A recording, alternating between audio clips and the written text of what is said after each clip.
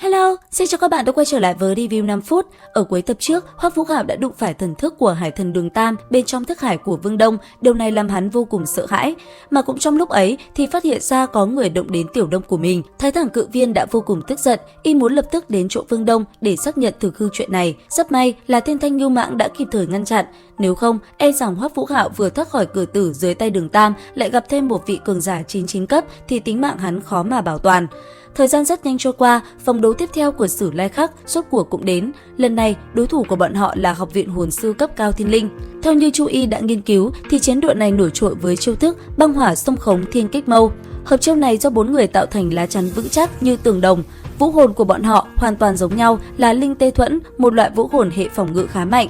Phía sau bọn họ là vị đội trưởng tên là Trầm Sách, người này vừa công vừa thủ, cái nào cũng được, vũ hồn là thiên kích mâu, am hiểu nhất là cận chiến.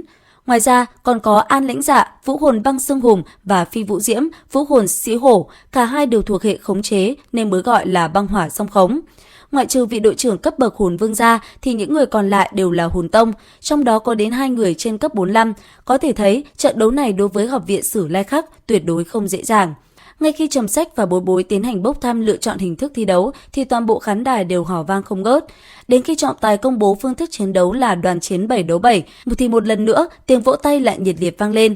Vừa bắt đầu, song phương đã xuất ra hồn hoàn, điều làm cho Học viện Thiên Linh thất kinh chính là bên phía Sử Lai Khắc lại có tới 3 người có 6 hồn hoàn, những người khác đều đã phóng thích ra tứ hoàn. Thấy vậy, 4 tuyển thủ của Học viện Thiên Linh lập tức tạo thành một lá chắn phòng ngự vững chắc.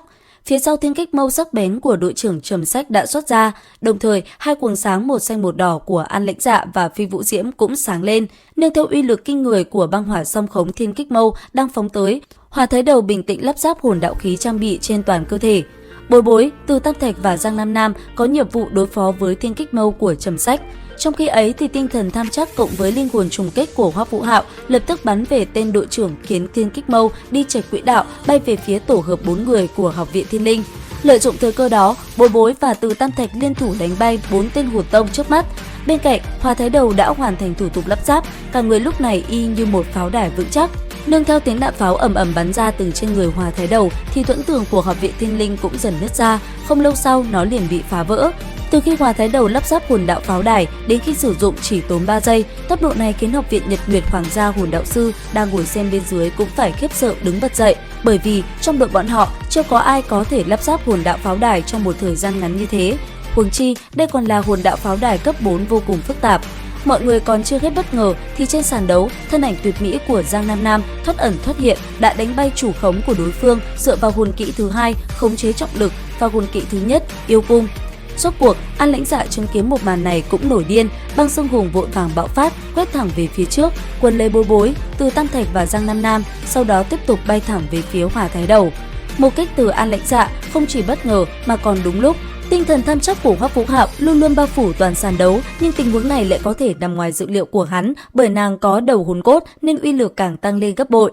Trước tình thế ấy, Hoắc Vũ Hạo không ngại sử dụng một kích băng đế ngao, trong nháy mắt, 6 hồn hoàn đỏ chói của hắn bao phủ toàn bộ sàn đấu. Đứng trước mặt chúa tể Vương quốc băng, An Lãnh Dạ sao có thể đối đầu, nàng thất kinh quỳ rạp xuống đất, thất khiếu chảy máu rồi trực tiếp ngất đi. Hoắc Vũ Hạo im lặng đứng một chỗ, ánh sáng màu đỏ trên đôi mắt dần biến mất. Lúc này, trông hắn y hệt một chúa tể vừa dáng thế.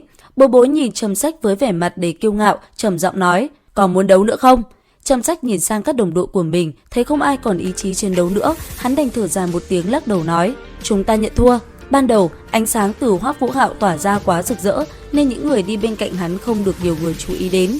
Nhưng hôm nay, Trầm Sách đã có thể thấy được rõ ràng rất nhiều chuyện.